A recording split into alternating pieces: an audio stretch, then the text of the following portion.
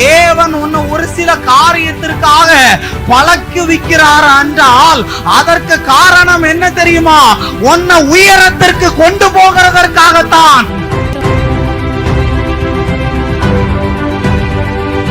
குழப்பங்களை கொண்டு வந்து கொண்டிருக்கிற பொல்லாத ஆவி இயேசுவின் நாமத்தினால் முறிந்தோடி போகிறது. ஹோலி ஸ்பிரிட் உனக்கு விடுதலை. ஆண்டவரே, எனக்கு ஏன் இந்த அவமானம், எனக்கு ஏன் இந்த சோதனைன்னு நீ நினைக்கிறியா? கவலைப்படாத, இந்த சோதனையில தான் தேவன் உனக்கு சாதனைய வச்சிருக்கிறார்.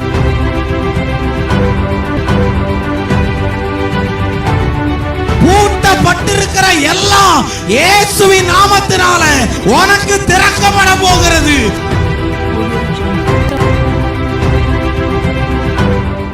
கர்த்தருக்குள் அன்பான தேவ பிள்ளைகளே, ஆண்டவரும் இரட்சகருமாகிய இயேசுவின் நாமத்தில் உங்களுக்கு என் அன்பின் வாழ்த்துதலை தெரிவிக்கிறேன். இந்த நல்ல நாளிலேயும் மத்தேயு 7வது அதிகாரம் அதனுடைய 25வது வசனத்தை வாசிக்கிறேன். பெருமழை சொரிந்து பெருவெள்ளம் வந்து காற்று அடித்து அந்த வீட்டின் மேல் மோதியும் அது விழவில்லை, ஏனென்றால் அது கன்மலையின் மேல் அஸ்திபாரம் போடப்பட்டதா இருந்தது என்று எழுதியிருக்கிறது. இன்னைக்கு என் மெசேஜோடைய தலைப்பு என்ன தெரியுமா? உன் வீடு கட்டப்படும் என்று நான் பேச விரும்புகிறேன். ஒருவேளை உன்னுடைய வீடு இடிக்கப்படுகிற ஒரு நிலைமையில இருக்கலாம். உன்னுடைய வீட்டை சில வெள்ளங்களும் சில புயல்களும் சில போராட்டங்களை வந்து மோதுகிறதுனால இடிஞ்சிருமோன்னு நீ நினைக்கிற. அது இடியவே இடியாது.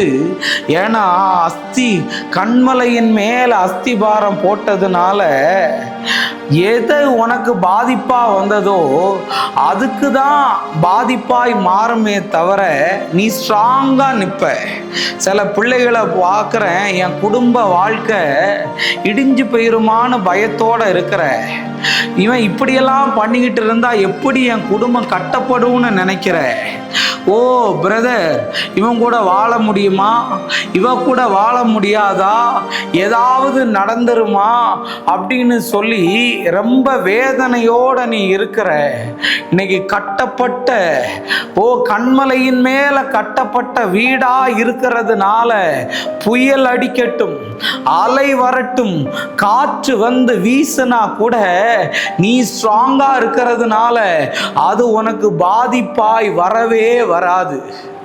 ஆமா, சென்னையில புயல் வந்த போது அடிக்கடி சொன்னேன், ஓகி புயல் வந்திருக்கு, வருதா புயல் வந்திருக்கு, தானே புயல் வந்திருக்கு.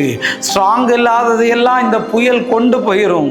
ஆனா ஸ்ட்ராங்கா இருக்கிற வீட்டையும் ஸ்ட்ராங்கா இருக்கிற மரத்தையும் என்ன புயல் அடிச்சாலும் அது வேரூன்றி நிக்கிறதுனா அது பயங்கரமான ஒரு இடத்துல கட்டப்பட்டிருக்கு. இன்னைக்கு இயேசுவுக்கு முன்னாடி திருமணம் ஆச்சா, இயேசுவுக்கு முன்னாடி உன் வாழ்க்கை கல்யாணம் நடந்துச்சா, இயேசுதான் இந்த குழந்தைய தந்தாரா, இயேசுதான் இந்த வியாபாரத்தை தந்தாரா, அதுல போராட்டம் வந்தாலும் போராட்டம் வராதுன்னு சொல்லல, வரும்னு தான் சொல்லியிருக்கு. ஆனா உன் வீடு இடிந்து போகாது, உன் வாழ்க்கை நஷ்டமா போகாது, உன் வாழ்க்கை கட்டப்படும். ஷபரபா லபா. பயமா இருக்குண்ணா, இவன் பண்றத பார்த்தா, இவ பண்றத பார்த்தா என்னால வாழவே முடியாதது போல இருக்கு. என் வாழ்க்கை கேள்விக்குறியாயிருமோன்னு. கேள்விக்குறியா மாறாது, ஆச்சரியக்குறியாய் மாறும். கண்மலையின் மேல கட்டப்பட்ட வீட்டுக்கு போராட்டம் வந்தாலும் அந்த போராட்டம் ஒன்றும் உனக்கு நேரிடாது. சங்கீதம் 91:10 எழுதியிருக்கு, வாதை உன் கூடாரத்தை அணுகாது. ஹோலி ஸ்பிரிட் அணுகவே அணுகாது. மகளே, மகனே, அணுகவே அணுகாது. உன் குடும்பத்தை யாரும் கலைச்சு விட முடியாது, யாரும் கொலைச்சு விட முடியாது. ஏன்னா கட்டுனது கர்த்தர், அதை யாராலையும் இடிக்க முடியாது. கவலைப்படாத, புருஷன் சரியாயிருவான், பொண்டாட்டி சரியாயிருவா, பண தேவைகளை எல்லாம் ஆண்டவர் சந்திப்பாரு. நீங்க நல்லா இருப்பீங்க. ஜெபம் பண்ணவா? அன்பான ஆண்டவரே, இந்த நேரத்துக்காக நன்றி. ஆண்டவரே, நீங்கள் எங்கள் கூட பேசின அழகான தீர்க்க தரிசன வார்த்தைகளுக்காக நன்றி சொல்கிறேன். தடைகளை எல்லாம் கர்த்தர் உடைச்சி பெரிய அற்புதத்தை செய்து சாட்சியாய் நிறுத்தும். உம்முடைய வல்ல நாமத்தை மகிமைப்படுத்தும். இயேசுவின் நாமத்தில் வேண்டுகிறேன் நல்ல பிதாவே. ஆமேன், ஆமேன், ஆமேன். God bless you. கர்த்தர் உங்களை ஆசீர்வதிப்பார்.